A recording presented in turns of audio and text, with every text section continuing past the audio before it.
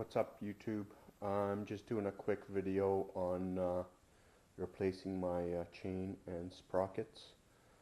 I've already taken the chain off and the old sprockets. There's a lot of videos on YouTube on that, so I figured I wouldn't waste anybody's time. But what I wanted to more focus on is why I'm replacing my sprocket, especially the front one is what I noticed was really worn out. The bike's got 33,000 kilometers on it, and I looked at the rear one and it didn't look very bad, but what happened was I got my wheel rebalanced, and when I put it back on, I couldn't find a good spot for the chain where it stayed consistent. What was happening is I set the tightness, and then like one spot would be super tight, and then I would rotate the wheel like half a turn, and then all of a sudden it would go like really loose. So then I investigated it further. I took it apart, and I'll show you guys in a minute why that was. And I decided to order a new chain and sprockets. But I just wanted to show you guys something up front here.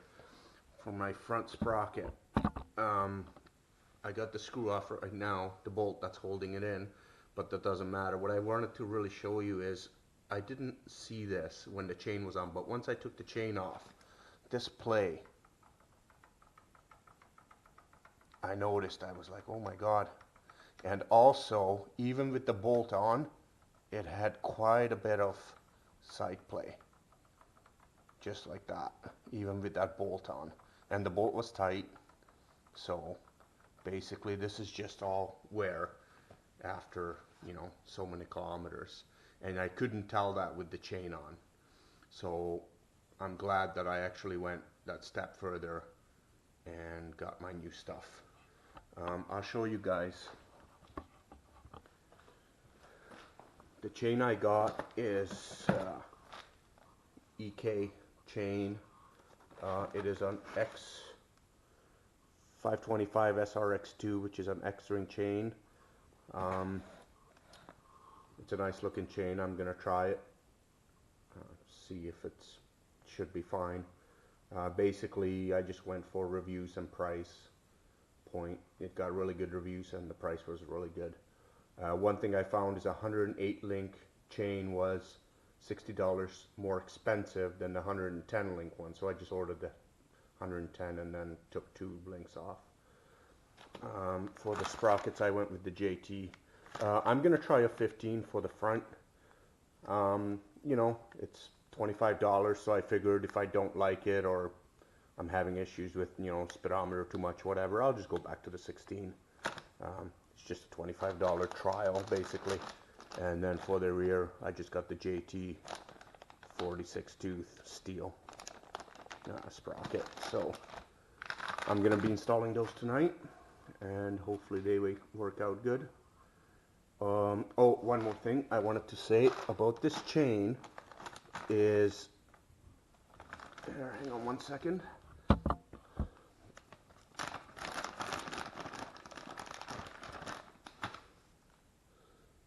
So the way